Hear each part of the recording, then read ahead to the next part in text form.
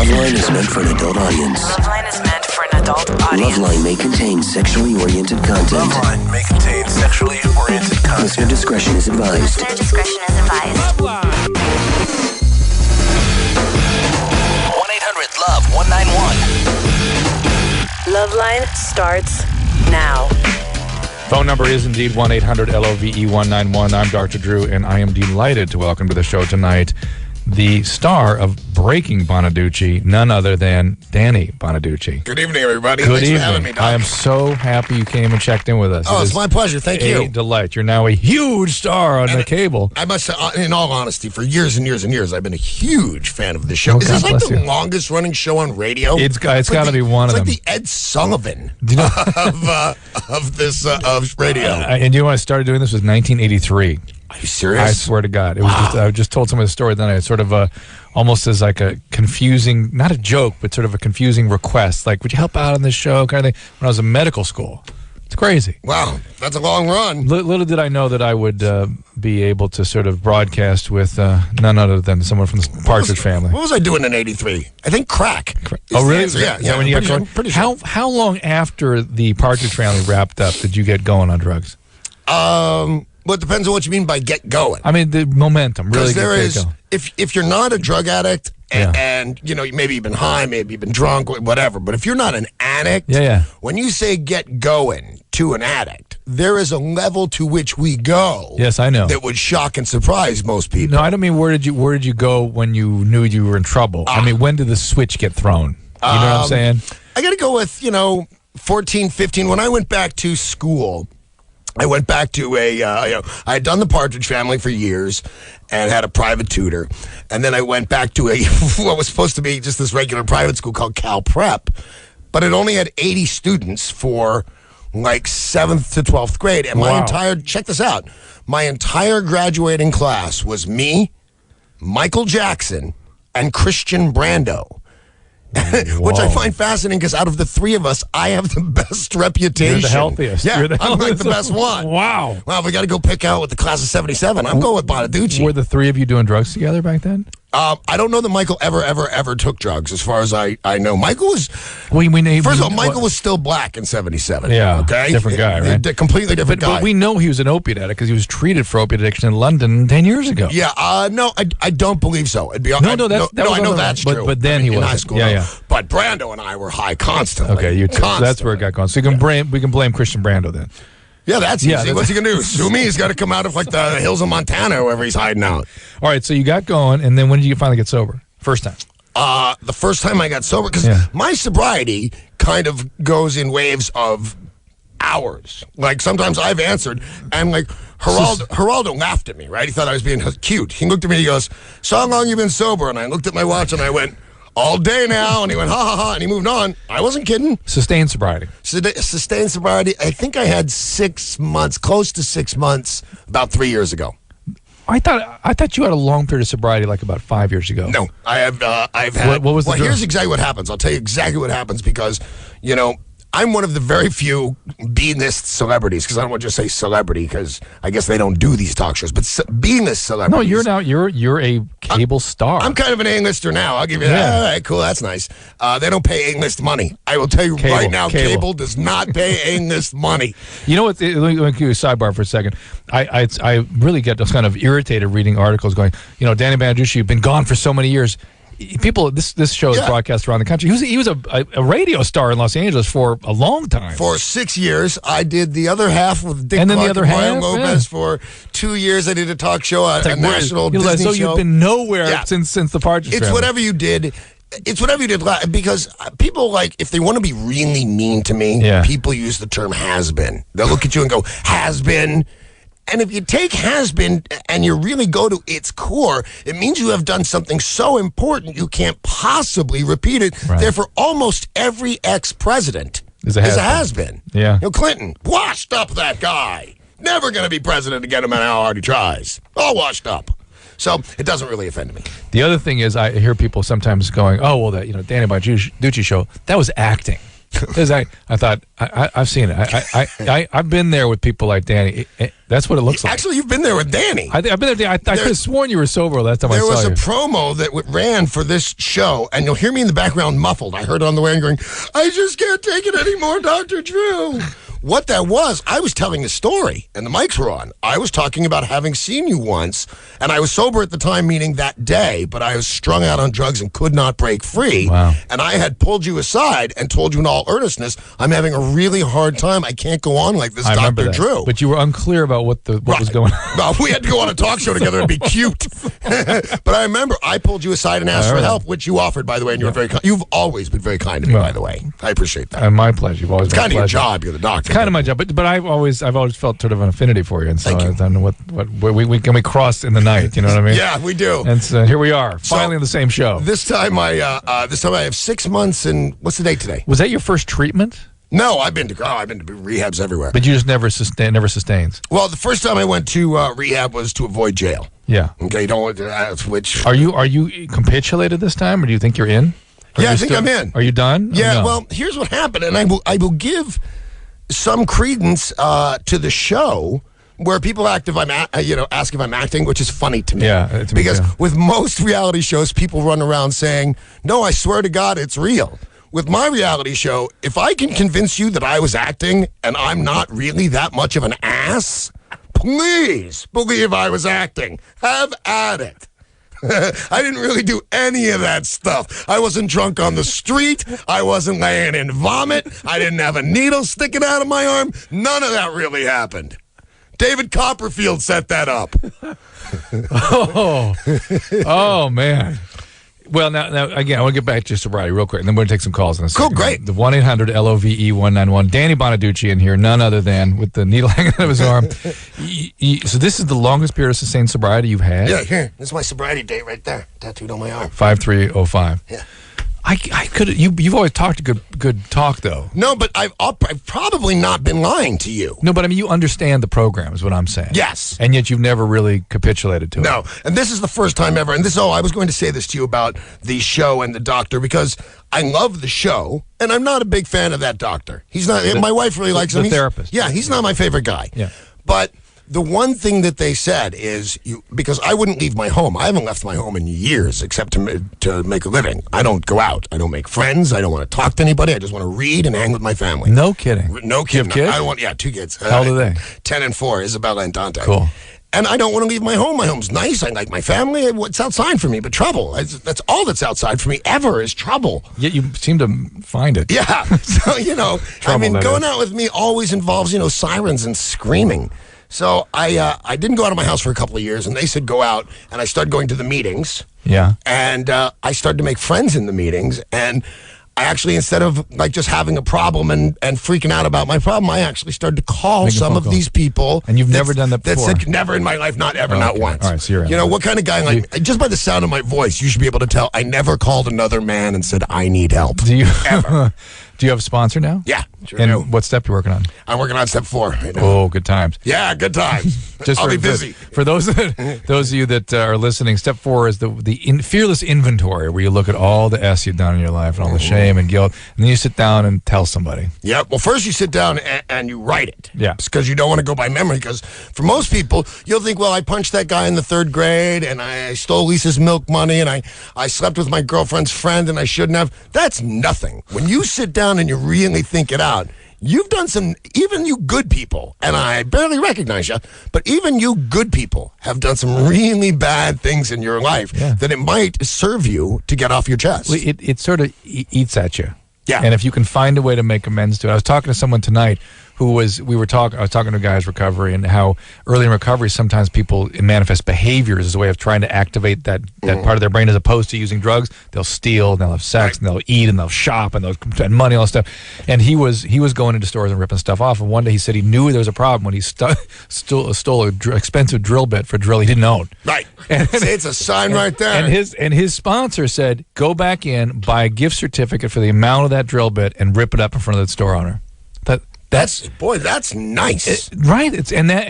You're sort of it's an exoneration experience, right? My sponsor is a great deal younger than I, and that made me nervous at first. Yeah. And the wisdom They've got a lot of time, That's sober. good. And the wisdom that these people carry around in their back pocket is like that. Just he probably said it right off the top of his head. Absolutely. Just without even this is thinking what about I it. want you to do. You go in and to make amends. Don't make amends by saying I stole something because I'll call the police. Right. And also don't make amends because you get a bonus. Right. If somebody says, hey, thank you for doing the right thing, then you didn't do it. No, that's you right. just silently do the right thing and pay your debt. Exactly.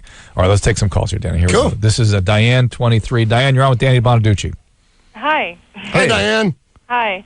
I have a question. Yes. I have my hood pierced, Yes. and I was wondering, can it like desensitize your clit at all? Actually, yes, it can. Oh, good answer. Yeah, thank you. It is the same thing with, if you'll notice, a lot of women who have breast implants, especially underneath the muscle, will find that their nipples have gone numb. Mm-hmm. The same exact thing can happen when you have your hood pierced, especially what gauge? Just the regular. It's not gauged Not huge. out. It's just So 10 gauge, probably about 10 gauge? yeah. you I haven't stretched it. It's just regular gauge. Yeah, you can indeed lose sensitivity there. What usually happens is there's more sensitivity for a while, and then it can get extra super sensitive, and then it lose it. Because I've never had a problem getting off orally, but here I haven't been sexually active for quite some time, and I just got with this guy, and Well, maybe it's the hood ornament you wear down there frightens people away. That stuff's scary. I don't know if girls know this or not, but some guys are frightened by that. Turn on, but No, not a turn on. No, it's not. Not for me. It's not. And by the way, what's going on here, Diane? You have to get your clitoris pierced. You're hiding out away from guys. I mean, this is sort of an abuse profile. well, I have had it done for like 3 or 4 years now. So no answer. I basically got it done because it was different. Yeah, you because no. That's what you think you're doing, but Right. there's some sort of other acting out going on here. Look, go have a relationship. Find a guy who likes little hood piercings, and And there are lots of them. That's the thing I have found in following this doctor's advice and going out and making friends because I force myself out of my home. yes. That there are, you know the expression, it takes all kinds? Oh, they're all kinds. Damn if it ain't true. Yeah. There's all sorts Oh, of so people you felt out there. part of your isolation then was shame. You felt like you were the only one that was bad and did all these horrible things. Well, let me tell you something. I will tell you this, and this we got to jump back 25 years real quick, and then you can understand some of the feelings for the rest of my life. I was probably within the top 200 famous American people, and I was your busboy at the same time. What do you mean? I had no money, no job, nowhere to live, and I was Danny Partridge, and I needed food. This So is when you were how old? Maybe 19. So it was after the whole run and everything. The Partridge family ended. I turned 18. I got $60,000. Do you think that's why that kind of a feeling is why kids that were very famous when they're children end up having trouble? No, because I that time? don't necessarily believe the kids that were famous when they were children necessarily end up in trouble. I don't think it's fair that me, Todd Bridges, and Eddie Munster have brought down an industry when Ron Howard and Jodie Foster go unnoticed. Okay, all right, granted. Thank All you. right, here we go. Jeremy, 24. Hey, how you doing? I was calling in. I've been having anal sex with my girlfriend, and it's like she's been like really uncomfortable. Like lately, she said like she's been hurting in that area. I was calling to see like what could that be? What could be wrong? Well, so she initially could do it without pain, and then pain developed.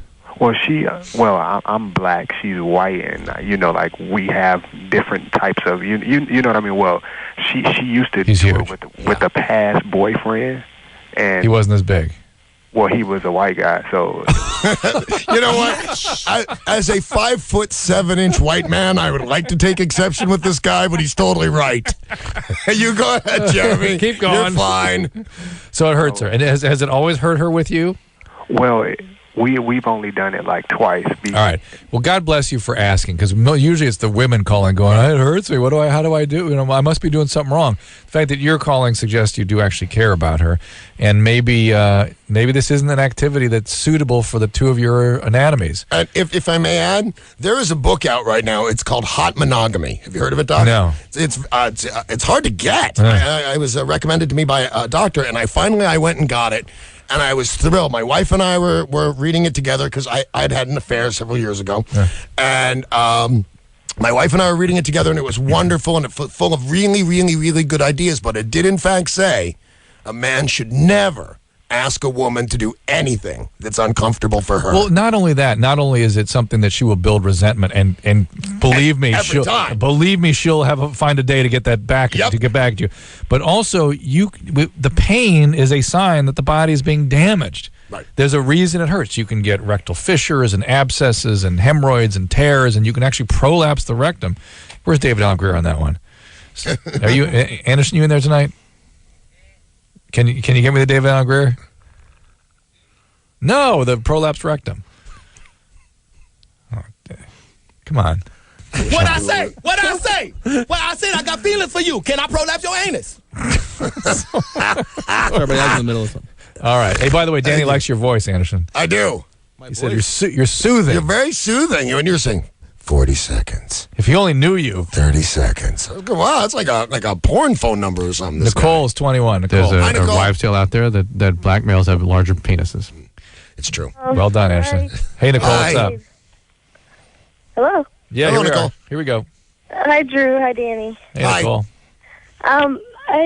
About going through recovery. Like, I'm not sure if I'm an alcoholic, honestly, but I live in Reno, and it's kind I've of never really come across somebody that speculated seriously about whether or not they were an alcoholic or drug addict who, in fact, wasn't. Right, absolutely. Really? That's almost, Dr. Drew is so right. If you are sitting around contemplating, do I have a problem with alcohol, then you do. Yeah. Okay, if you, just to be absurd, but to give you a good visual, if you, I don't know, take a paper cutter and cut off one of your fingers, then you cut off the other, and then you say, I wonder if I have a problem cutting off my fingers. The chances are you do. And I'll tell you what's behind your thinking is, because I know alcoholic minds very, very well, is I wonder how much longer I can get away with this. Right. Really, it's like, how much longer can I keep? How much worse is this going to get before I have to And really by the way, admit to myself? Nicole, But is it it always necessarily- gets worse.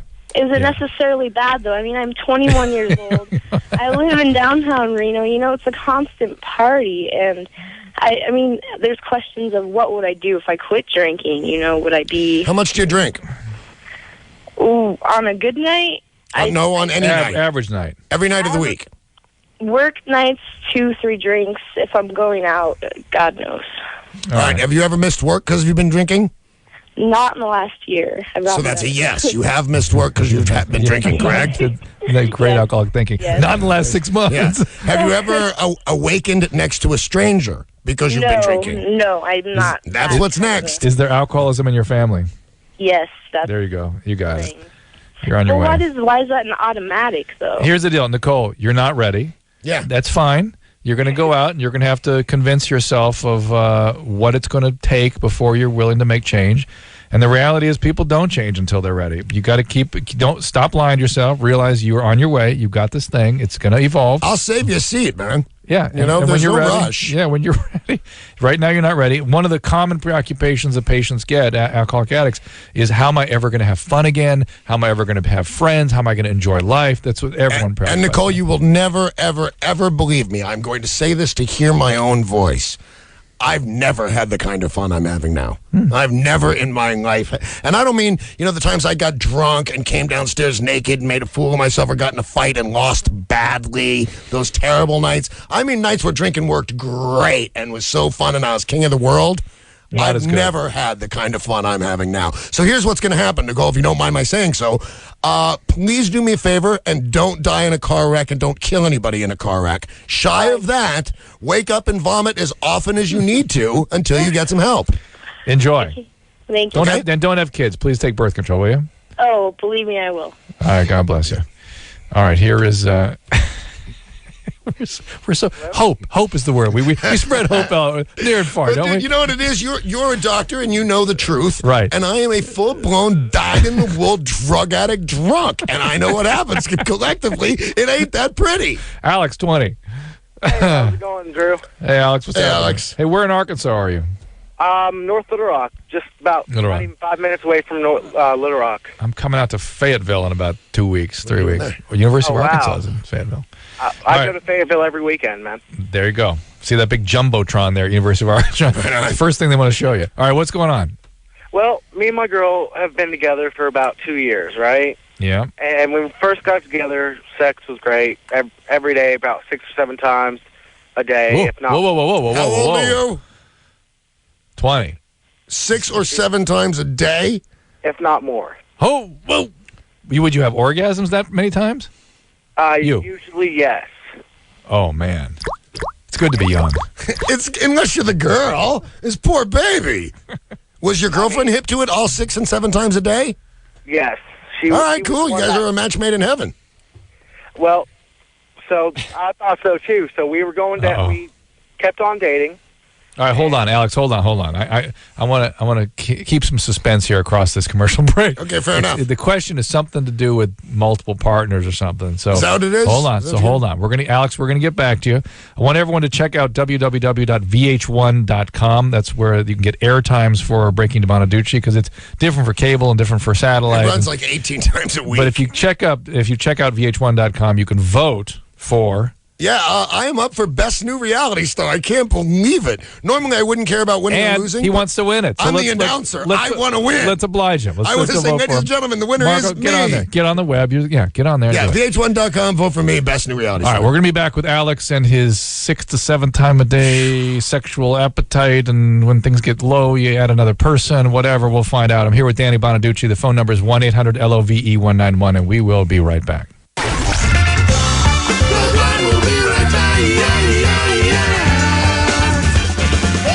LoveLine. We'll be right back.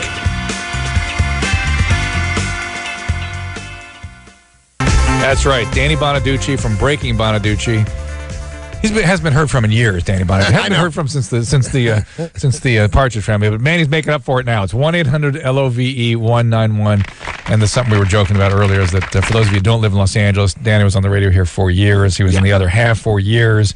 There was a third show. What was the other show? I did a show called Danny with an exclamation point for Buena Vista. I did for her a year.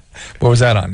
I was on, I think it was, well, it's syndicated, but I believe it was on NBC. It was a talk show? Yeah. Talk show. Yeah. So all these people that say. But it was the talk show on the year when Jenny Jones guests kind of went a little crazy on each other, so nobody could do anything. Right. I had this show about, hey, let's do another makeover. You know, people don't appreciate how much, success and failure in television depends very much on what's happening in the world and in television that year. It's kind of crazy. Yeah, so serendipity plays more than people would figure. All right, we're going back to Alex, who was having sex when they started out with his girlfriend, at least, as he puts it, 6 to 7 times per day. Yes, and so basically after that, we did that for a while, maybe about 4 to 5 months, and then it started gradually going down to 3 times a day. Poor baby. Oh, 2 times. How'd you survive that? I know. I just want to see where this ends up. Where does this end up? Where are we going? Yeah, where do we go with this? How many times a day do you end up at this point in your relationship doing it? Well, basically, what happens is we stopped having sex except for maybe once a week. Right. And then... there's a medical definition for this. It's called life. And this is how it goes, man. Everybody had sex with their girlfriend several times a day for the first 6 months. And then everybody went down a few, and then everybody went down to once a week. It's just what happens. Yeah, me people and her both did not see it coming, and then we tried to spice it up by bringing in a girl. Oh boy. We both knew, and it was actually one of my exes and one of her best friends. All right, let me ask you this. Is that a bad call yet, or is it a bad call waiting to happen? Well, when we stopped having sex so much, we started fighting more. And then we talked about spicing up the relationship with this other girl.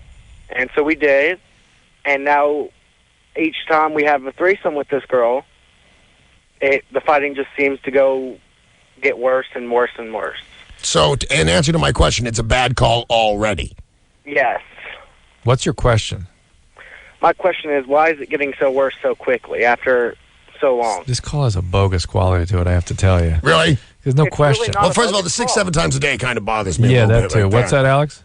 It's really not a bogus call, I swear to God. So your question is, why does bringing a third person into your intimate relationship cause more fighting? Well, because it's not more fighting about that. It's more fighting about everything else. No, it's more fighting about that disguised as more fighting about everything else. that creates a lot of resentment and turmoil and pain. And if your girlfriend is trying to be liberated and cool, then it's going to come out in some other way because she can't admit that she's feeling this way. Right. It's funny because I have been, in some people's eyes, and this is untrue, I never had money. I'm doing the best I ever did now. But people thought I made $600 a week as Danny Partridge. I never had any money. But radio, you were doing okay. Yeah, I did okay. No, up until now, I'm doing all right now. But people have thought I was rich and famous my whole life, and therefore that I've done all these wild, crazy sexual things. Right. I have not. We haven't left your house in 12 years. I had one threesome once. It was 17 years ago. You complaining now, or are we just reporting? No, yes. A, yes, I'm complaining now. But B, it was my very best friend and my girlfriend, and the next day when I went to work, and I called my house and my friend answered, I wigged out. I hated it. I hated everything about it. It was uncomfortable. Nobody ever looked at each other the same way. Yeah, threesomes are almost always as fun as they seem. They're almost always a bad idea. Unless you're never going to see the people again. It's just some sort of weird thing that happens and enjoy. Even that, people end up oftentimes walking away with some weird feelings. Just because sometimes, and I found mostly with the women are you thinking of her? Which is a weird thing. Like, who cares? Like, I'm thinking of fire trucks. What do you care? Right. What I'm thinking of. Right. All right, here's a question for you, Danny. Here, all right. This is Mike, who's 18. Mike? Hi, Mike. Hi, how's it going? We're good, man. What's up? I want to know if I should get a tattoo or not. I'm here at the place right now. I don't know what to do. Oh, well, hold on a second. You went as far as going into the shop, getting up in the chair, and then you want to call Danny to see if you should follow through? I don't know what Danny has to think about it. Well, what tattoo you want to get? Well, I'm thinking about initials or something crazy, or maybe I should get Bonaduce on my... Let's get the tattoo gun. Well, let me tell you this right now, in all sincerity. At 18, when I got my first tattoo, somebody said to me, nobody ever gets one tattoo. First tattoo, yeah. And they're right. Yeah. I now have several, most of which I regret. Oh, yeah. Initials and names, I have 7 people's names tattooed on me. I'm not a very good drinker. Jane, who is on my leg, I'll show you. Jane's on my leg. I have no clue who that is.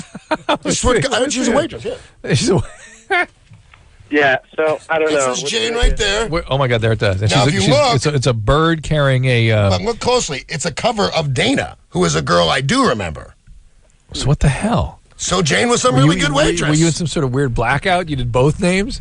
No. I had Dana for years because she was my girlfriend. Dana was. And we broke up. Then I got all wasted and met some hot waitress. God. I hope I've been helpful. So don't get initials. Initials are out unless they're your kids. No, tell them to get a picture. A picture of what? Thank you. All right, good luck. Good times, huh? By the way, nowadays for that technology, maybe it's just the artist and it's not technology. You ever seen anybody with pictures of their children or wives on them? Yeah. They're amazing. They're art. Yeah. How the hell do they do that? These guys, they've got spikes through their nose, and they're great artists. It's amazing. Steve-O has a huge picture of himself. It covers his entire back. Really? Crazy. Nice. Crazy. This is Jose, who's 18. Hey, Jose. Hey. First of all, I just want to say you got a great show here. Thank you, Jose. What's up? Okay, well, basically, I'm 18. I wasn't circumcised, and I'm thinking about getting it, and I just want to know what's the difference between being circumcised and uncircumcised. What's motivating you? Why do you want to get circumcised? It's curiosity and want, basically. You got this, Danny. It's motivating him is that he wants to. Right. That's your motivation right there. Yeah. I will tell you, aesthetically speaking, I think they look better circumcised. They look like aardvarks otherwise. But aside from that, I don't think that there's any medical reason to do it. There is, absolutely. There's a number of reasons. They aren't absolute. It's not as though you're going to be an unhealthy person if you don't. But A, less likely to get warts. Is that genital warts? Genital warts. Oh, wow. Less likely that your partners are going to get cervical cancer. So actually, worldwide, people are advocating circumcision because of that. Wow, I didn't know that at all. And I know stuff. Very common for there to be sort of tears in the foreskin, and that causes further narrowing and tightness. And you can't get the head out. That's a pain. Cleanliness, issues of yeast and things like that can occur underneath. And this whole argument that having the foreskin makes you more sensitive, I'm not sure is really true. I'm not sure that's true either. And if it is true, The number one complaint I get on this show is that people are having orgasm too quickly. Right. So the last thing you want is more sensitivity anyway. That's exactly right. Now, I used to recommend this when I was younger, or when I was on the radio, and people would call up and say, and I found out I was wrong, and you'll probably know why, Doc, if this is in fact true. People would call up and say, I have this terrible problem with premature ejaculation, and I would say, wear 2 condoms. Oh yeah, there are extra thick condoms you can get, but wearing 2 makes them more likely to break. But to break, I didn't know that. I thought I was like this sage Yoda sex master. But yeah, apparently they break. There will be a medication coming probably within 6 months. Lidocaine? No, that does work though a little bit too. Lidocaine does work. And some of the condoms, I think Trojan has a brand that has a xylocaine cream in it. But there's a pill that you can take. Only lasts like 10 minutes. The pill in your system, and it will delay ejaculation during that time. During that 10 minutes? Yeah. And by the way, if you're as busy as I am, because I'm a 3-pack a day smoker, 10 minutes is plenty. I'm hacking. I'm hacking. At 8 minutes, I'm coughing, and the romance is over. You need to get back to your next cigarette. Right. Excuse me, miss. I'll be smoking. Some smoke afterwards. I smoke during. I hope you don't mind, lady. That's good. Are you worried about that? What? Your cigarette habit? Yeah. No. Like 3-pack a day? No. What? 3 packs a day? And I don't worry about it? Yeah. What do you think the odds are? And I don't mean to be maudlin, but this is a serious question. Yes. What do you think the odds are of cancer getting me? I know. I understand the way you're asking that question. After you pass 50 pack years. Yeah. So the number of packs per day times number of years, when that number exceeds 50, you're going to start getting a risk. And if it's, I'm sure. I mean, real serious risk. But what about heart disease? Strokes. I drive a Suzuki Gixxer 750, the fastest street bike in the world. Something else going to get you first. I'm going to get so maxed by a bus that this is all, What do you think that academic. is? A lot of addicts think that way, that I'm going to die. Well, first of all, I used to think it, and then people kept failing to kill me, which really bothered me, because I had a plan. But do you think there's a drive, like addicts have more of a drive to death kind of thing? No, I think addicts have more of a drive to life, and we just do it faster. And so because the drive to live is so powerful, something gets in the way because it's risky to live life that fully. I know that when I was doing morning radio, there's no one on the freeway, so I would see how fast I could go on my motorcycle, which was usually top speed about 165. But every now and again, when I'd hit from the 5 to the 134, there'd be a truck or something, and they cause a real wind. There's a real thing that happens. And when your bike wobbles at 160, you never felt so alive. 160 miles an hour? But that's your addict brain going zing, zing, zing. Yep. And I would go into work and do a smoking ass show. How'd you like doing radio? I love doing radio. Yeah. Radio's what I do. I've got all these television gigs. I can't believe the offers I have. From breaking Bonaduce, I'm like a savage in this friggin' show. I can't believe anybody would even, people want to eat with me. I can't believe they'd put knives on the table anywhere near me. I don't think they fully understand what they're watching. But they're making me all these offers, but radio is what I do. I want to go back to radio so bad. It's the greatest medium, isn't it? It's the greatest medium in the world. Is. All right, here's Josh, 21. Yeah. Hey, Josh. Yeah. What's up, buddy?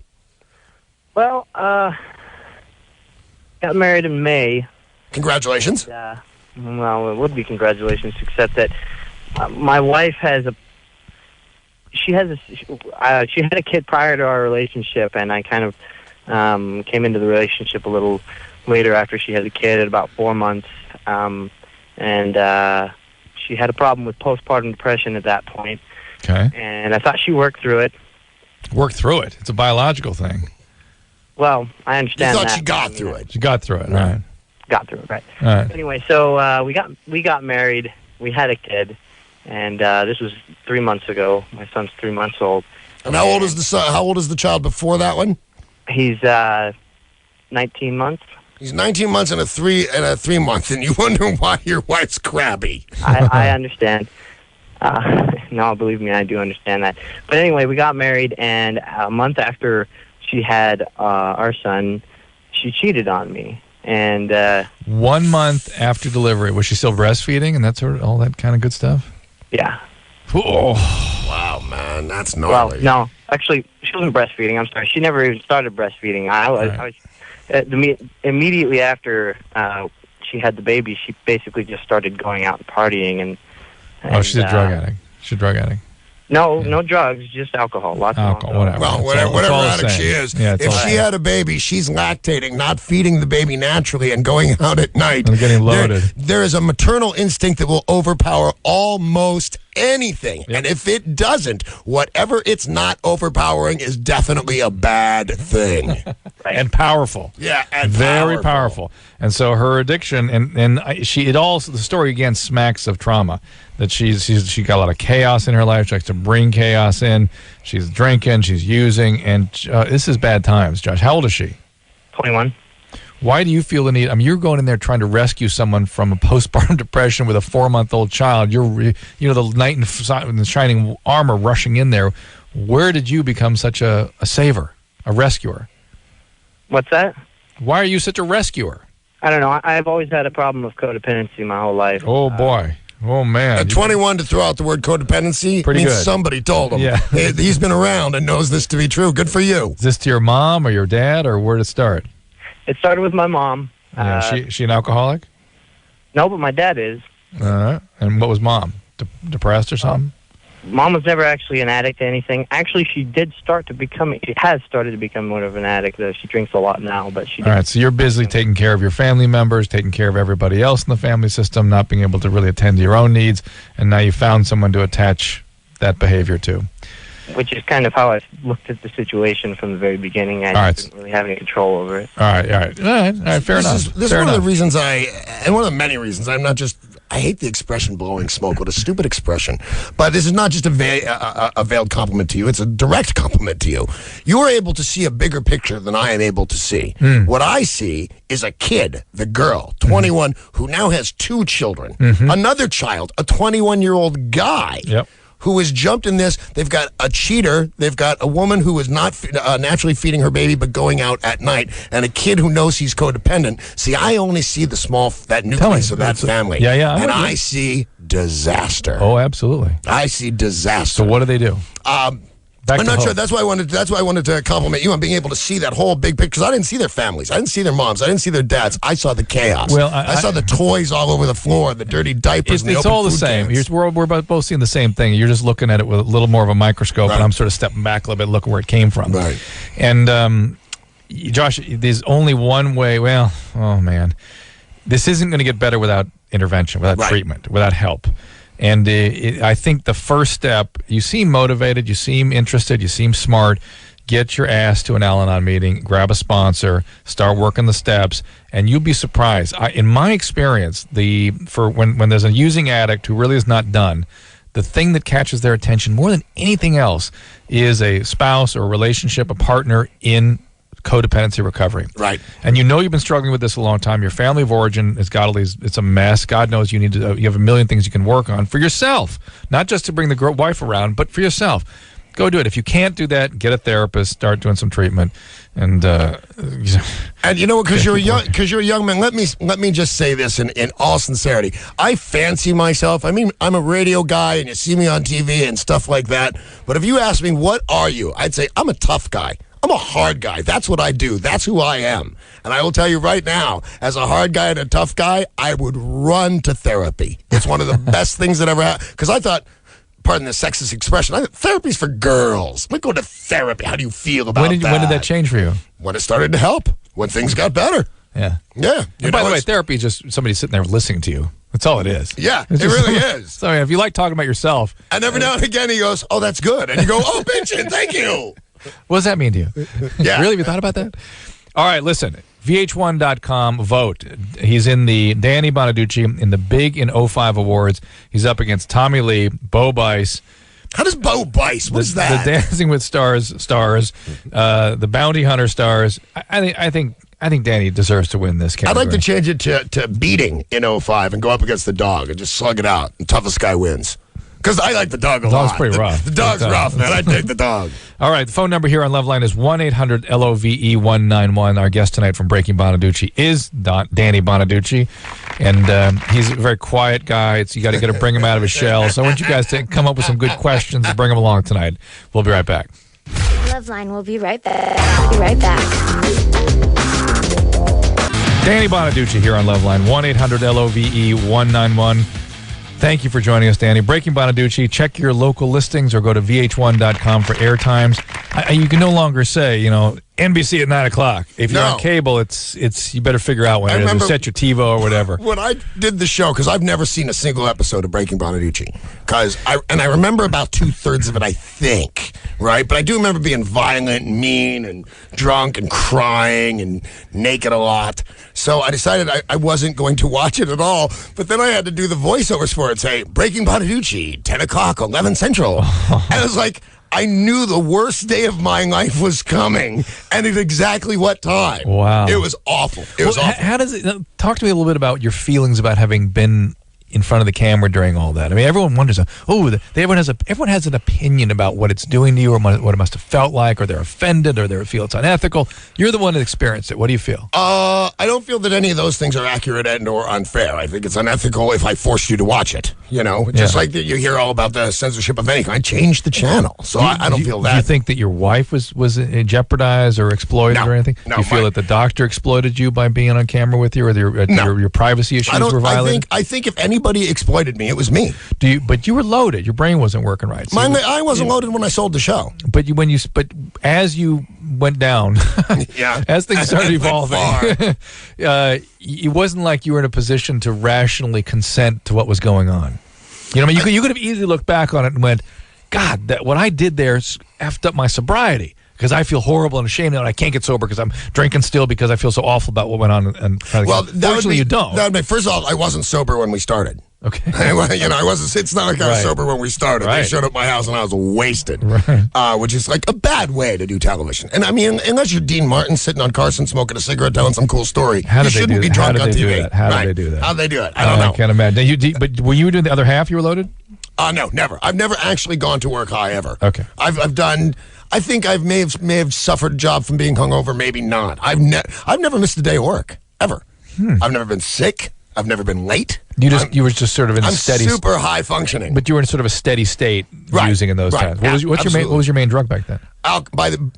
Alcohol was the do-all end-all. You know what's funny? With all the big, bad, nasty drugs that are out there, alcohol is by far the worst. By far. In terms of the impact. You know, on I know most heroin people. guys. Heroin guys, they sit in their room, they shoot heroin, and they go, oh, wow. And crackheads sit and look for the cops out the window. Yes. But drunks grab the keys to the car and say, let's go. Yes. And then something terrible always happens. Alcohol's the bad one, in my estimation. Alcohol and tobacco are the two number one, number killers, two. absolutely. Yeah, in terms of really hurting people, they are. It's interesting you mentioned the police with cocaine. Cocaine addicts always get a paranoid preoccupation with the police. Oh, my Uniformed God, officers. Uniformed officers. There were the DEA was out. Yeah, somebody in uniform, and they're always the mailman worked for the DEA, and I knew it. And they're always in the bushes and in the trees. You know what was horrible? I was in Florida one time, and I think 85, and I was telling this guy I was with, dude, there's cops in those trees. And he said, Danny, you always think there's cops in those trees. I said, there's cops in that mailbox. And he said, you always think there's cops in the mailbox. And I was right. Ooh. They jumped out of the trees and out from behind the mailbox and arrested us and took us down. Wow. I hate being right sometimes. Kelly's 23. Kelly, what's going on? Hi, Kelly.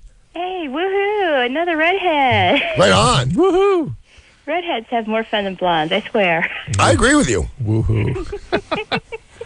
There we go, Kelly. So let's start this fun now. Nothing.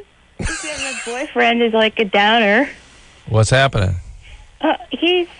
We've been going out for a little less than a year, and we had messed around and stuff a little bit. We hadn't really gotten into having major sex or anything. And when you say major sex, which means intercourse. Okay, you haven't actually had sex. It's nothing like wearing epaulets, and it's major sex. You haven't had sex of any kind. That would be general sex. Oh, please. sorry. I'm sorry. Pardon we me. hadn't had intercourse or anything. Okay. You still have not. Crap. Right. Okay. What is your question, Kelly? Let's get to it. Here we go. He's a foot fetisher, and Cool. no, ew, gross, no, nasty. In his foot fetish, does he need you to do anything? Does he need your feet to be just taken out of shoes you've been in all day, or does he want them clean? Or do the feet have to go into places he'd rather not put them? He doesn't care? He doesn't care. He wants to lick them and suck them and all that kind of stuff, and I'm like, whatever, no. You know what? If you wash them, I don't think that you should have that big of a... It's nothing that I'm personally into, but I have had a girl do it to me, and it felt nice. All that, but see, I want him to go down on me. And Right. then Here's the like, problem. When he's so focused on his okay. foot fetish that there's no reciprocity, okay. and she's not turned on by him sucking on feet, and now there's nothing. Okay, gotcha. I'm with you now. So- My apologies. I want him to go down on me, and he's like, no, ew, gross. That's just funny to me. I'm sorry, Doc. Well, Kelly, maybe this relationship is. I mean, here's the deal about relationships: you have to be able to be reciprocal. You have to be able to do what the other. I told him if he would go down on me, I'd go down on him. It's like, no problem, 50-50, hey. Yeah, when does Monty Hall come in and tell you to pick door number 3? You shouldn't. This is not love. If you do this for me, I'll do this for you. This is bargaining. Right, this is trying to get a better deal in Tijuana. I told him I'm one of these gals. I get into it. I go crazy about All right, it. Kelly, here's the deal. He's not hearing you. You guys are speaking like two different languages. One of the problem with fetishes is that it becomes a preoccupation and takes you away from the relationship. So he's interested in sucking on your feet. He's not interested in you. He's not interested in what you want. He's not interested in doing anything different. He's not interested in the relationship. He's interested in his fetish. And in fact, the reality probably is that he can't function without the fetish. And so you doing things like oral sex on him probably don't even interest him unless it includes the whole foot thing. See, I've wondered about that with the fetish thing, Doc, because I don't. It's one of the weird things of all the weird stuff I do. I don't have any. No fetish. No, yeah. I don't want a girl I dated not too long ago. Well, long ago. I've been married a while. You used to say, "Spank me, spank me." It was like, no, Why? You're having sex with me. I love you. Why would I want to hit you? Shut up. People. I go to this club called the Dragonfly every now and again. I don't know, like Friday or Saturday, whatever night it is. There's girls and they don't hurt each other, but they've got those cat and nine tails. It's like, why? What is the possible turn on with that? Let's just kiss and hug and have lots and lots and lots and lots of sex. We're going to start the next segment with a discussion of the cat of nine tails and why. Okay. Because there is a little bit to it. Is there? It's a little bit. So, Danny Bonaduce from Breaking Bonaduce. The phone number here is 1-800-LOVE-191. 1-800-LOVE-191. I'm Dr. Drew. Danny and I will be right back. All right, guys, here's the deal. You looking to hook up, sick of wasting time with the wrong person? Dateline. One call's all you need to make. Call the Dateline. 877-889-DATE. Call the Dateline. We'll be right back. LoveLine, we'll be right back.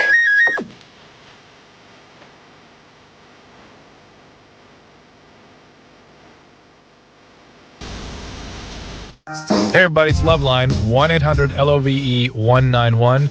Guess we're done with Kelly and that whole foot fetish thing. Sorry about that, Kelly. It sounds like that relationship was not meant to survive. Yeah, if that's the do-all end-all, if your toes are the do-all end-all, you need a new guy. Yeah, and here's the deal. If somebody does not acknowledge you or what you want or care about that or value that, that's not a relationship. No, if this little piggy is pornography, he's the wrong guy. Now, we were going to talk about the cat of nine tails and that kind of stuff. Yeah, because I don't get any of that. I don't get it either. I also don't get the dirty thing. Like we got to be dirty and do bad things. Do you get that? It depends on how dirty. Well, for instance, I don't understand the whole anal sex thing. There's a big preoccupation with that, and some of the callers things will tell me that it's because it's nasty, it's wrong, and I think. So that makes you want what? See, I can understand a little bit of that. All right, you get that. Yeah, I can understand the compulsion to do something I know is wrong. Where do you think that comes from? Is that just the thrill of that? I don't know on that because it's not just a sexual thing. Yeah. I do things that I know are wrong as long as they do no harm. I'm surprisingly not big on harming anyone else. Yeah. But as long as they do intentionally, as long as they do no harm to others, I am often compelled to do bad things. I had an assistant when I worked in Chicago radio, and he said whenever I would do a really good show, he would let me steal office equipment. And then he would come to my house the next day and return it. That's awesome. That's awesome. All right, so the whipping thing. Yeah. What I find that fetish, for the most part, is a remnant of having been physically abused in your childhood. Oh. And what happens to our brains when we have these experiences of powerlessness, whether it's sexual abuse or physical abuse or just emotional abuse, that becomes a source of attraction in adulthood, and very often it's eroticized. It's sexual attraction. And so the only way you can sort of experience that deep feeling of arousal is by bringing back that horrible feeling. Some of that is because the high levels of arousal that are developed as a result of being physically abused sort of, let's say, burns out the arousal center, right? Overstimulates them. So in order to feel aroused again, you have to kind of bring back those same kinds of mechanisms. The one time I have seen it, and it was soft. It was real soft, and it was real sexual. There was also smoke, and it was lit. That's just bringing out imagery. That's for people that like that kind of thing. It's suggesting what they might it's get a into. suggestion of what you're talking about. Yeah. By the way, do you know that there's a serious hepatitis problem with that? With the cat of nine tails is cutting people, and they're not washing them. So you're getting Hep C or Hep B? Hep C. Very interesting. Molly, 21. Molly, what's up? Hey, I called a couple years ago for some advice about getting on methadone. Yeah. And I just wanted to call back because you said to call and check in. I just got off of maintenance. It'll be 5 months on Monday, and Congratulations. Yeah, thank you. I'm at Sonoma State University studying chemistry now. Cool. Hey, getting off methadone is no small task. Right, but jumping into chemicals is not necessarily the best major. It could be inorganic chemistry. It doesn't have to be pharmacology. I'm going to work for Pfizer right after this show, Doc. No, I'm sorry. So, hey, what was your last maintenance dose? What was your dose at maintenance? What? What was your dose at maintenance? Oh, what was your at the highest 120. What? Yeah. Jeez. That's sort of a typical maintenance dose these days. Really? Well, yeah. Well, I started at 50 because it's part of the reason I called before was I didn't want to be one of those people who was stuck on it, you know? I remember. I remember your call. And so actually the counselors sat me down a bunch of times, to convince me that I needed to raise my dose because I was still coming in sick every day. Yeah. But I got a lot of help from a lot of really great people. And, some other bad things happened in between then. My mom died of an overdose, and I was kidnapped, so that stuff's, harder to I was going to say this always happens, but the kidnap threw a wrench in there. Kidnap? What the hell was that? Yeah. Traumatic. Although when you're hanging with heroin dealers, that's not necessarily... You're right. You're right. That's not... Can I it's a mitzvah when you're right. How long you been clean now? I got 100% clean of chemicals. Including methadone? Yeah. 5 months on Monday. That's good. That's huge. And how's the life turning out? How's it going? Has the physical pain stopped?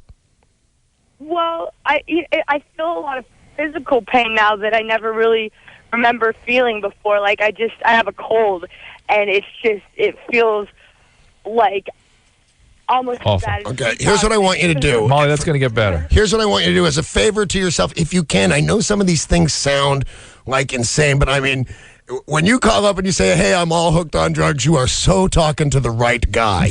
So when I tell you this, I really want you to believe me. You're a heroin addict. When you get a cold and you feel 1,000 times worse than you could ever imagine, it's just the stifled feelings you've always had. What that means is you're going to feel 100 times better than you've ever felt. Right. All your feelings are coming back, and I promise you it's going to be great. Excellent.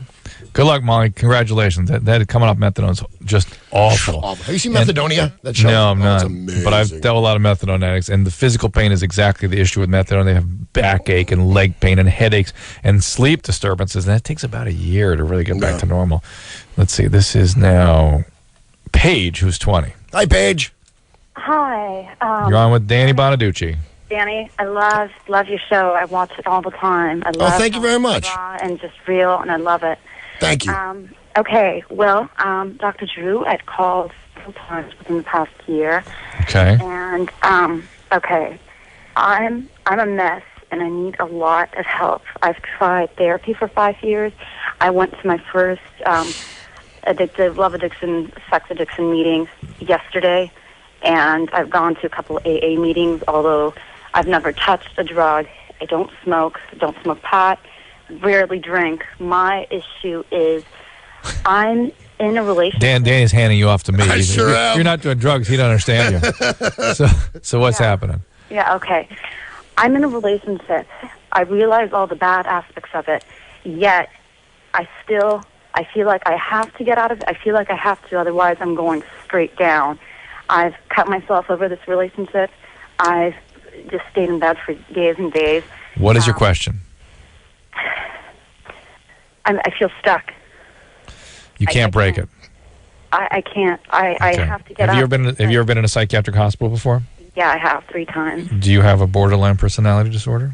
No, I don't. No. Has that been suggested? I've had major depression. But no one's ever suggested a personality problem. No. You're sure of that? Yeah, 100% positive. Because this all sounds like borderline stuff. All right. Well, I'll tell you, I went to rehab. In most rehabs, as I'm sure Dr. Drew knows, they're not just drug addicts and drunks. There's bulimics, there's anorexics, there's it all cutters. goes together, yeah. The last rehab I was in, God, that's embarrassing to say. The last rehab I was in with a cutter. And she was the nicest, most polite young lady. And boy, I had everybody figured out but her. I could not understand why this lovely young lady cut herself. Right. I just never got it. Well, she had probably an eating disorder too. Yes, she did. Yeah, that's a certain person, and they're usually very nice and very pleasant to be around. She was. She was a lovely young lady. I felt terrible. Feel for very empty on the inside. Those folks. Well, Paige, look, these are significant and serious mental health issues. The kinds of chaotic relationship you're describing, the kind of stuckness in the relationship is a very serious symptom. People hurt themselves because of these kinds of relationships. I do suggest you get back to your therapist and start following direction. I suspect that in the past, you've been sort of calling your own shots and doing it on your own terms. Go back and throw yourself on the mercy of the process and really follow direction. And a 12-step, actually, even though you're not an addict, I like that you went to Sex and Love Addicts or even SA, because 12-step can really help people like you, even though you're not specifically a chemical addict. The 12-step process does help with the kinds of things you're talking about. I found, and I don't know, because I go to these meetings constantly. I mean, every day, often 3 times a day. And the second A does stand for anonymous, so I want to be careful because I don't want to offend anyone.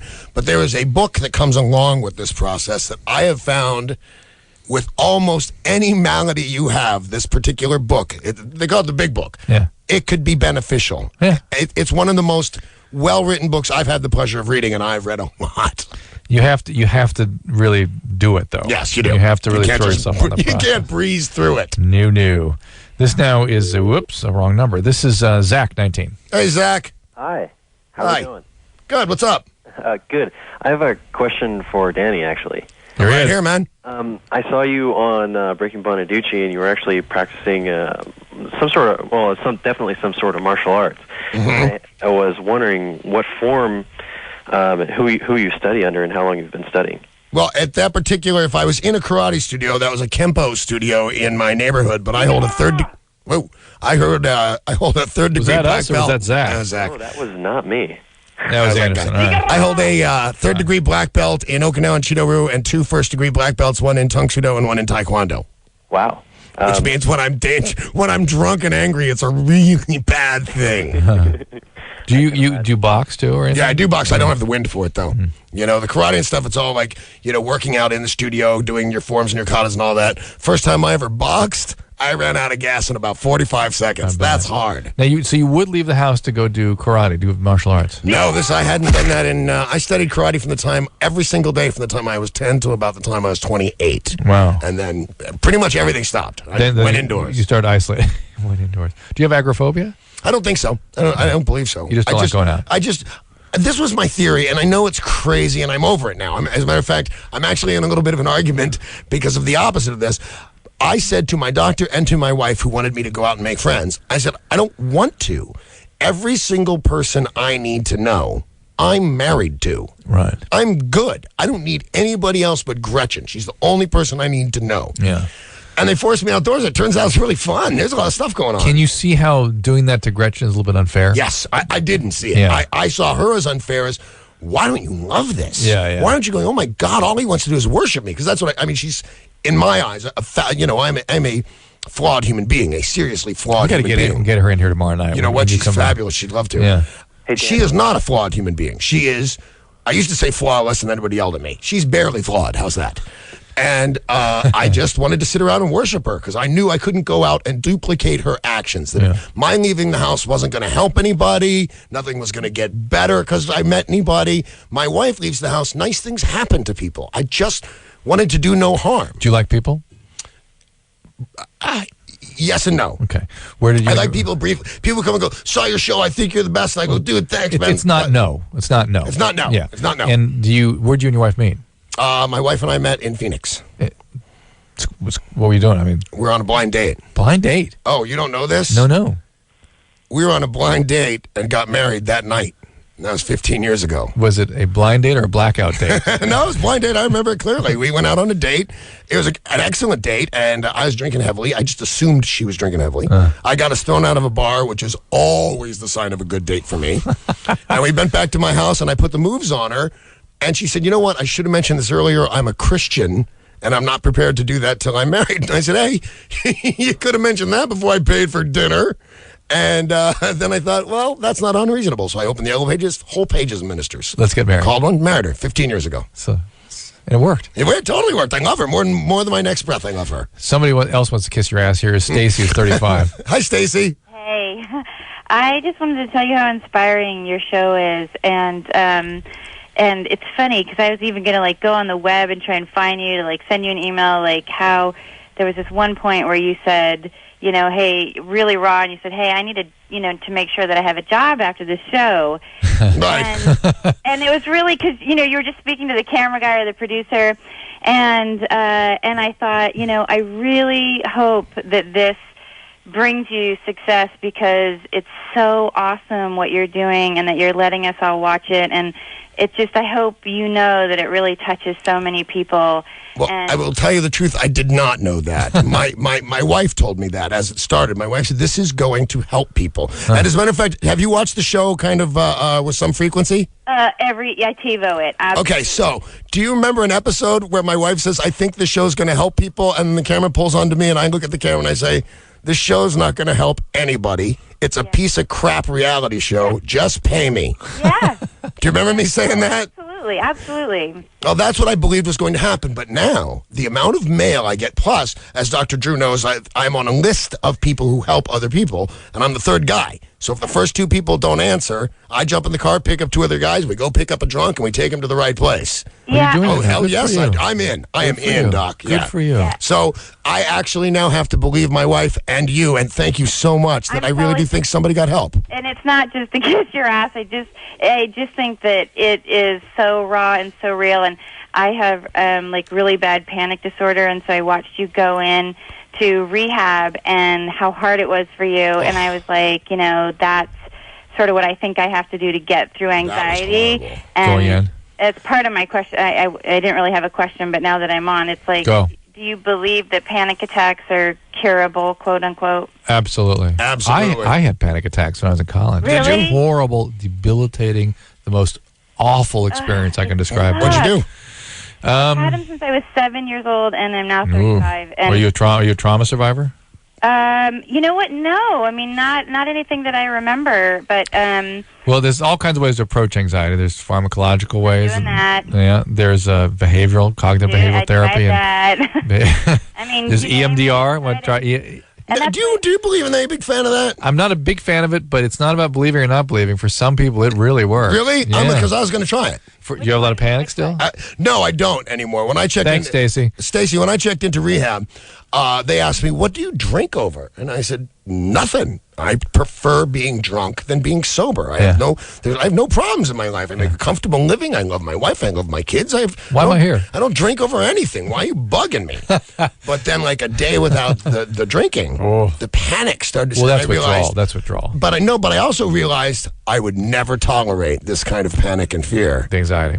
Without a drink. Right. I'd be drinking over this, and I didn't know because I drink so steadily. Right. You didn't realize there was I didn't realize there was a whole thing going on behind the alcohol. Yeah. And but mind you now, some of that is amplified by the withdrawal. I mean, the state your brain is in when you get off is altered. Yes, and being away from your wife and children, which I'm not used to because, like I said, I didn't leave the house much, and now I'm at a ranch in Malibu. I saw you in a sentinel moment there where you wanted to go on a pass with your wife, and the therapist said no. Yeah. That was the one, by the way, move on their part that I thought was swift and sure and excellent from the standpoint of therapeutic intervention. Really? Yeah. Good. I'm glad to hear that. And it should have been much less of a deal than they made it for you. It should have been, you're not going, get back to group.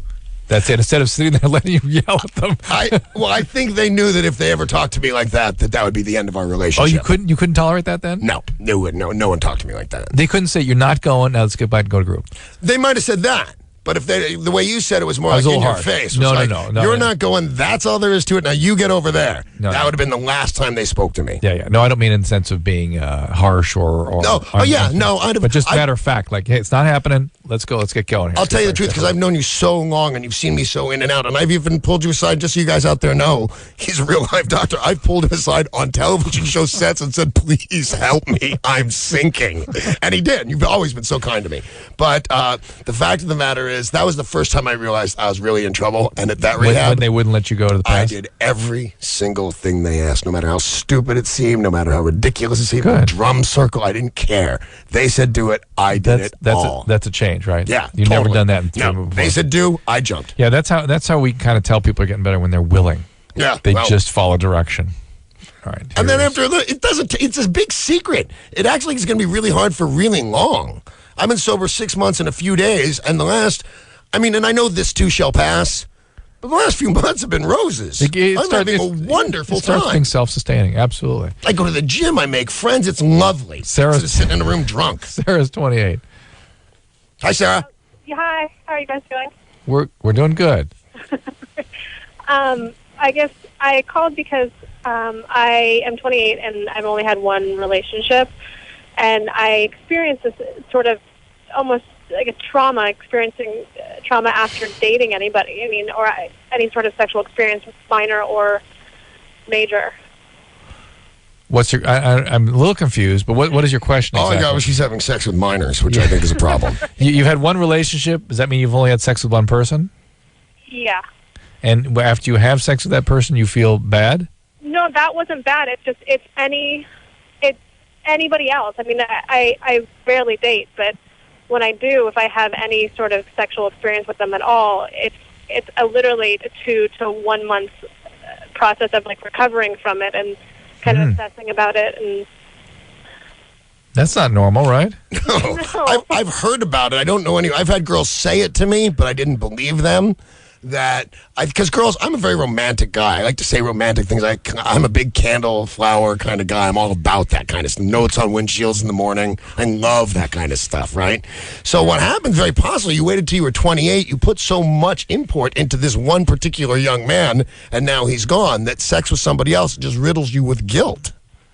No, but I haven't had sex with anybody else. Or whatever kind of sexual experience you're having. Is it guilt that you're feeling? No, this was before I had sex with him as well. Anytime previous to that, any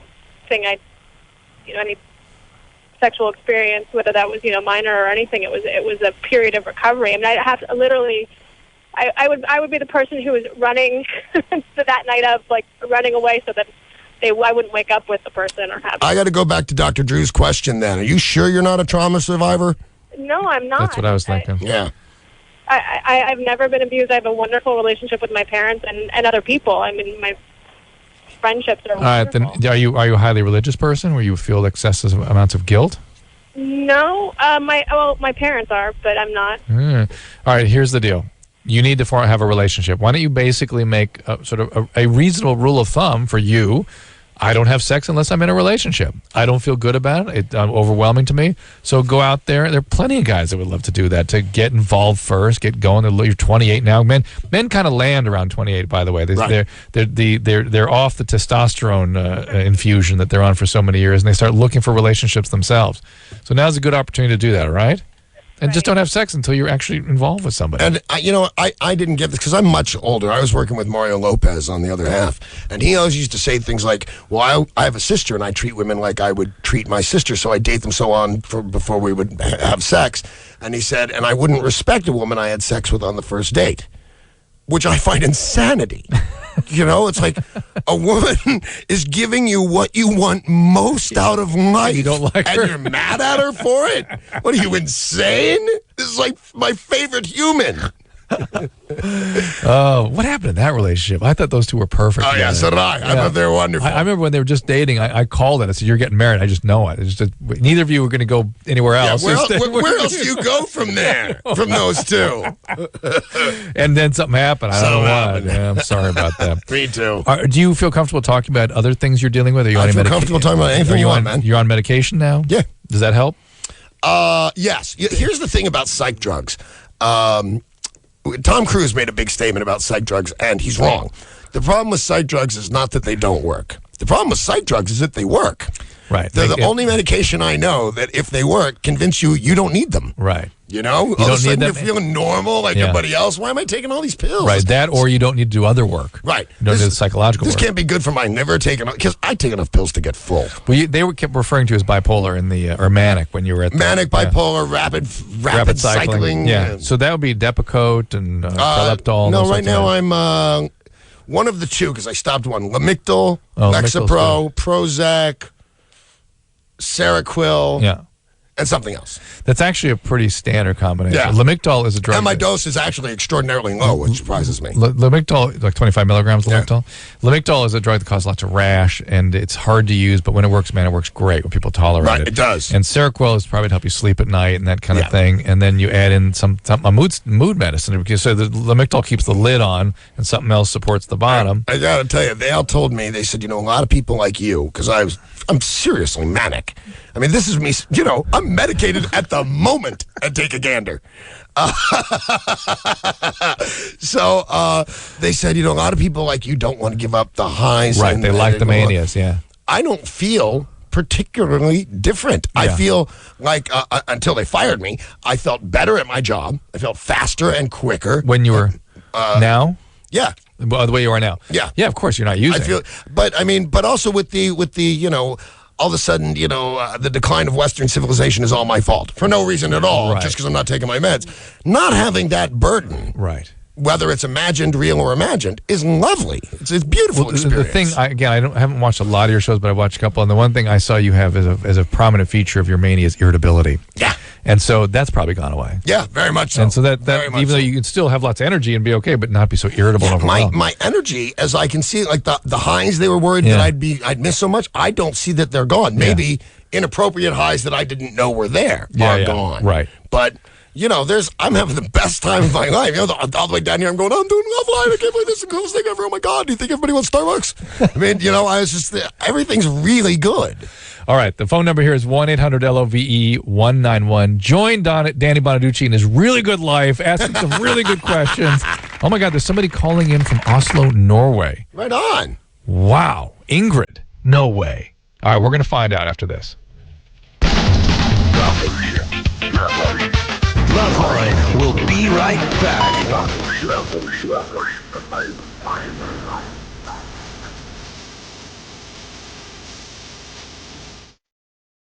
That's right, it's LoveLine, 1-800-LOVE-191, and I cannot wait to take this next call because it says, I'm here with Danny Bonaduce, and it says it is Ingrid from Oslo, Norway. Are you kidding me?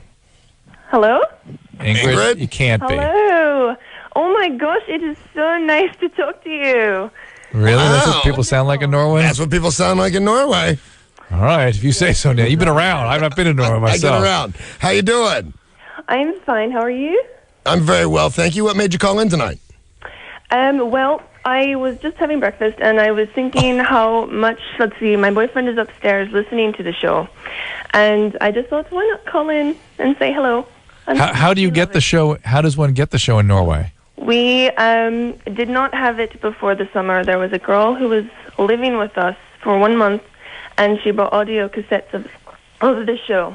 And we just listened to them, and it was very fun. And we found a way we can listen to it on the internet. Which just so other people in other countries can listen. Where do you get it on the internet? I'm not quite sure. I'm not the computer person. So that's the boyfriend upstairs? Yes. Fair enough. And you're living with your boyfriend? Yes. How's everything going? You speak great English, by the way. Thank you. I think everybody speaks really good English in Norway. I guess so. We have to start learning it when we are 7 years old. Wow. So. That's the thing about almost every other country, They have to learn language. They have to learn language. They all recognize the existence of other countries, is that what you're saying? Hey, we're America. Speak our language, we'll beat you up. That's crazy. So, Ingrid, what do you do for a living? It is English that we want to speak, and not really American English. The Queen's English. The Queen's English, yes. Although yours sounds fairly West. What do you do for a living?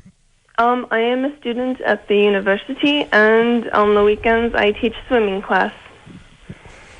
I teach swimming class to young children about 5, 6 years old. I'm assuming this is indoors, right? Yes, but... Because is Norway ever warm? Well, it is quite warm for the time of year right now. Like what? How high? How hot? It's, She's going to tell us in centigrade. 10 degrees Celsius, so that is... It's 10, so she's freezing her ass off. It's like 40 degrees. Yeah, it's freezing. She's going swimming out of your mind. It is about 45, 50 degrees. Yeah. Oh, well, then, please. Swimming weather. Let's get in our Speedos and lay out. Ingrid, what are you studying at school? I am studying modern history of the Vikings, so just the last 100 years of the Vikings. Well, I was going to say modern history seems almost like an oxymoron. Yeah. How is that possible, modern The history? Vikings. And your boyfriend treats you okay? Oh, yes, we've been together for many years. Many years? You're only Yes. 21. Yes, we have been together since I was 16. You know, I was at a conference this last weekend where they were talking about how Europeans deal with sexuality, and there was a French woman there who was saying that in Europe, sex is viewed as good. Yeah. Just like food is good. It's not your enemy. It's a good thing. And it needs to be managed, just the way you manage your diet, and you learn how to do it right, and you learn how to do it in a healthy way. You don't think of it as something that has to be avoided at all costs. Right. No, I don't. Sometimes when we listen to the show, we don't really understand the kind of problems that people are having because either sex is all they think about or they think it is the only thing that another person is thinking about. And well, there is a big difference between the American psyche and almost the rest of the world. I was at a meeting the other day where everybody was whining about their feelings and their drinking and this and that. And I go outside and I'm talking to this girl, and she's from Paraguay. Yeah. And she said if you walked into a room in Paraguay and people were discussing their feelings, they just beat you up and say, get back to work. We're the big, let's discuss our feelings country. It's true. And with Ingrid, there's a lot of people that have trauma here. Our families aren't healthy. And so people don't develop the internal emotional systems they need to sort of feel okay minute to minute. And they look to other things, and sex and drugs are the things that they often look to. Are you and your boyfriend faithful to one another? Oh, yes. We have a small child. Oh, together. yes. Oh, you have a small child. My goodness. 21. Yes. And, Why aren't you married? We don't really want to be married right now. I think we are waiting until after university. I think we want to get married. Don't you think your child wants you to be married? You know what I mean? Did you say you wanted to wait till the child graduated university before you got married? Wait until we graduate from university. But actually, if we did get married now, then our student loans would be canceled. All right. Always there you fair. go. Always fair. Well, Ingrid, thank you so much for calling us. We've never had a call from Norway before. We're intrigued. Oh, well, I'm very happy to have been the first then. Thank you, Ingrid. Call us back sometime, okay? All right. Take All care right. now. Bye-bye. Nice young lady. I don't know. Oh, yes, everything. First I was going, wait, this is Minnesota. This is a Minnesota accent. Okay, Lisa's 28. Lisa, what's going on? Hi, Lisa. Hi. You're on with Danny Bonaduce. And Dr. Drew. I just want to say I watch your show, and every time I do, I cry. I'm sorry. My husband can't understand why. Are you an addict yourself? Yes. Okay. What are you addicted to? Or what is your main choice? Vicodin. Tough one. How much you taking now per day? 20, 20, 30? 4 an hour? 4 an hour? So you're doing 30, 40 a day, right? Yeah. Yeah. Most of my patients are doing around 50 a day by the time they come to treatment. Yeah. It's amazing because I know people that are addicted to Vicodin because I started taking them and I went from 1 to 15 in 2 weeks. Well, that's what happened this last run. I mean, from one knocking me on my butt to 15 in a day in like 2 weeks. The tolerance must be amazing. How fast it's amazing, that and builds what's also amazing is that even at stepping it up at that rapid a rate, our people's livers don't accumulate the Tylenol. Right. They should, but the liver seems to, whatever that rate of increase is, seems to give the liver enough time to adjust and accommodate what's coming in. So when you and I don't mean to equate my show with a 50 Vicodin a day problem, but is there any benefit that you get from watching my show? I mean, the fact that you cry is nice and touching, I'm assuming, but if you're watching it and you're crying and you're doing nothing to help yourself, then it's serving no purpose. There you go. It's because I want to tell my husband so bad. Nobody knows. Oh, my. Where are you getting the Vicodin from? There's an old man who sells it. Ooh. In what area of the world do you live in? Northern California. Central. I know this is going to sound stupid, but I mean, if you can't find a way to tell your boyfriend, at some point, tomorrow or the next day, I could call you, and if you want, I'll call him and tell him. No. I'll tell him what it's like. I'll tell him it's not your fault. I have what you just said about panic disorders and drinking. My doctor put me on Paxil, and I don't want to start taking it because I don't know if it's going to interfere with the... It's not going to do ass if you're on all that Vicodin. You can't treat panic or depression on drugs. It's just not treatable. Especially drugs that have a tendency to bring on panic. Right. I don't want it to interact.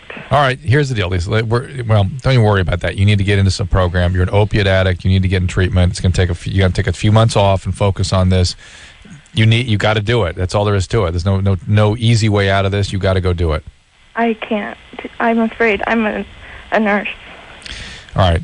What's going to happen is you're going to get caught using it on the job, and you get reported to the state, or worse, you're going to steal drugs you're going to graduate to needles, things like that. That's what happens. Here's the deal with nursing. Any healthcare worker, we do horribly in treatment. The probability of treating a nurse or a doctor successfully is about less than 5%, except when they accept diversion. In diversion, physicians and nurses have nearly 100% probability of getting well. So not going to diversion is saying, I'm going to keep using. I don't intend to stop. Because we know it's not going to work if you don't do diversion. We know it is going to work if you do diversion. You're not willing to do it. Well, you're going to keep using. And the things I have done to stop that were not real, or not the distances I have gone to stop that quote stop are amazing. But can I tell you this? Dr. Drew has got a kinder, prettier view of life, and he's right. You're going to get caught stealing drugs from the hospital. You're going to get caught escalating it to needles. But I just thought death. I already When I hear 4 Vicodin an hour from a girl with a voice as shaky as yours, and I go to as many meetings as I go to, and every day, there's an empty chair where a 28-year-old was sitting yesterday, and now they're dead. I see a dead girl. So let's take care of this, Lisa, all right? Come on. Okay. Let's do it. Go in. There's treatment programs everywhere. Get in there. Spend a little time. As Danny will tell you, there's good things ahead. Yeah, there really are. Look how miserable she is now. It's going to get worse than this? Yeah, you forget that. You forget you're miserable because, but nobody gets addicted to drugs because they suck. No, they you work. get addicted to drugs because they're fun at first. They work. And then that's right. Somebody said, and I don't completely get it, but everybody I've ever said it to said, ooh, that's brilliant. I don't really actually understand this. I said in the beginning, I was doing drugs. Yeah. At the end, the drugs were doing me. Yeah, that's good. I'm not exactly sure what that even means, but everybody understood it. Yeah. But it's true. I didn't leave my room, and not like out of my house. I didn't do anything. There was no joy in my life whatsoever, including the drugs. I had to take the drugs just not to feel physical pain. But even then, each time you use, you're not getting better. You're staying bad or getting worse. Right. They say you're taking the drugs because I got to get well. You're not getting well. You're getting less physical sick at the moment, but you're getting sicker. Right. 1-800-LOVE-191 is the number. Danny's taken us on quite a journey tonight. We've been we've been to Norway, we've been to Bakersfield, we've been to Vacaville, we've been through addiction and sexual abuse and all kinds of interesting things. And only thing we haven't talked tonight. Last night we spent the whole night talking about orgasm. It's quite a shift from last night. But Danny's here from Breaking Bonaduce. Go ahead on VH1.com and vote for him for the Big in 05 awards, please. I'd like him to win those. Me too. And by the way, show him a little love. Let's show what the level of mobilization of our LoveLine audience can do. Nice. You know what I'm saying? Nice. Show what we can do. And if that chick from Norway can hear us on her computer, you could vote for me. That's right. It's VH1.com. Check your local listing for the time for Breaking Bonaduce. You said it's 10 Central, 11, whatever. Yeah. Unless you have satellite, then we don't know. All right, we'll be right back. Gefühl pur. Die LoveLine. This is LoveLine. LoveLine, 1-800-LOVE-191. Danny Bonaduce in here tonight, and I hope you all ran out and voted for him at VH1.com during the break, because we're going to show VH1 what the LoveLine listening audience can do. Right on, Doc. This is Justin, who's 22. Hey, Justin. Hey, man. How's it going, Danny? Good, buddy. What's up? Yeah, I was wondering if while you were doing all these drugs, Well, you know what I mean. No, that's fair enough. That's cool. I also experience panic attacks. Yeah. I experience them so bad, and it is the worst pain I've ever felt, man. Right. So you got the kind where you got chest pain and thought you were going to die. Everything, man. These pains, I would rather be shot or stabbed instead of experiencing. I know exactly what you feel. You So know what's what I mean? what's your question? Yeah, I do. What's your question? The question is, I was wondering if maybe somehow the Vicodin could have affected this. On me or on you? Well, on me, I mean, and anybody who experienced these. I have found, believe it or not, and this is a big surprise to me, but, you know, when you've been taking drugs or drinking as long as I have, and I guess I should be ashamed, but I am not. I've taken drugs and alcohol for an extraordinary amount of time and done certain experiments to see what's doing what to me, and opiates make me very angry. Opiates really agitate me a great deal. I was surprised by that. Opiates cause physical pain, too. Intense headaches, backaches, abdominal pain, and the pain is overwhelming. The typical pain is a crushing pain in your spine, like somebody's got it in a vice. From opiates. They're radiating down the legs. And guess what, of course, you do for that? Take more Vicodin. You take a painkiller, That's Vicodin. right. You go to the doctor. Here's what you do. You go to you've been given Vicodin because you strained your back at work. Now the pain gets a lot worse. You double down, you triple down. Now you go back to the doctor. This pain's unbelievable.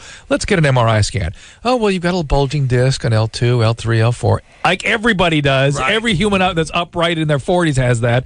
Well, maybe someday if this pain doesn't remit, we'll have to do a surgery, and now you're on. Now it's game on. Remember when I told you when I first came in, I don't have a doctor. I ended up at a doctor today and had a physical and stuff. Yes. Got a prescription. There's something, I hurt myself somewhere. Uh-oh. And he gave me a prescription. Don't take it. And he gave me 30 Vicodin. Oh, my God. Without even knowing me. Oh, my and God. I just went and had it filled and took it home. There was some other antibiotics and stuff like that. And I took it out and right in front of my wife, without a moment's hesitation, dumped it right down the sink. God bless you. I was dude, I was so impressed with myself. But isn't that's hard? That is hard, and that's how much the medical system can affect your disease. You got to own your disease all the time because stuff will intrude on it and put it in your way. And man, that part of your brain that drives the disease can just. I turned on the garbage disposal in the water, and I explained to my wife. I said, "Do you know why I'm doing that?" She said, "No, why?" Go in and get in it. 5 minutes, I'll be in there getting the drugs out. Absolutely. And I said, if I don't let that water and that thing run long enough, I'll be in there with a spoon scooping out the goo. Right. That's what drug addicts are. That's what drug addicts are. There's nothing pretty about it. Nothing you can do about it. Nothing you can do about it. Well, there is something, but eventually. But once it grabs you, boy, that's it. It's going. You could be all perky like me when you grow up.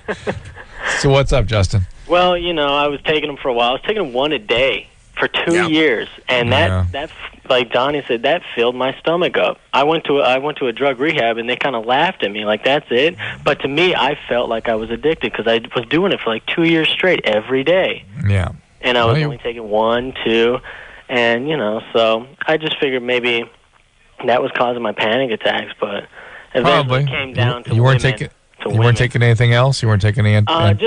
I was on Zoloft. And no Klonopin or Xanax or anything else for the panic? No, just the Zoloft and the Vicodin and kind of, you know. You're smoking a lot of pot? That causes panic attacks. Right. Were you? Were you smoking a lot of pot? I was smoking a little pot. All right, there you go. Now we've got we had a trifecta all of a sudden. Yeah, this guy went from I don't do anything. One a day, one a day. Yeah, we got weed all day. But it's funny. The other addicts laughed at me like they came way closer to death and spent their inheritance, and they're laughing at me because I only take one Vicodin. You know, their lives are decimated, and you'll be fine, hopefully. All right, this is Richard, who is 28. Richard. Yes, sir, I am. Hi, Richard. What's up? How's it going? We're good. You're here at Danny Bonaduce. Yes, I am. Hey, what's up, Who, by the way, is going to join us again tomorrow night. Oh, okay. That's thankfully. Cool. Thanks. Maybe bring his wife along, too. I certainly hope so. Hopefully he has he's lucky. I'm not. Uh-oh, what's up? Same thing, and things, like I was telling your announcer, well, whoever answered the phone, it's a story that, you know, I broke up with my old lady, you know, and she kept the kids, kept the house, kept all my personals, all my clothes and everything, ended up with one pair of pants. Ended up coming down to my mother-in-law's house. I've been here like for 2 weeks, you know, working it off, and she's all cool, but she's getting a little bit sweet on me. Who is? Your wife's mom? No, my mother's mom. Yeah, I mean my wife's mom. And not so much that, you know, it came out like very like smoothly in the beginning and then like more intense after. It's like, you know, she's seen I'm coming home from work and, you know, bringing home the money now to her, and she's like trying to be more like my old lady more instead of being my. Do you have children with the first girl? Yes, I do. I have 2 girls.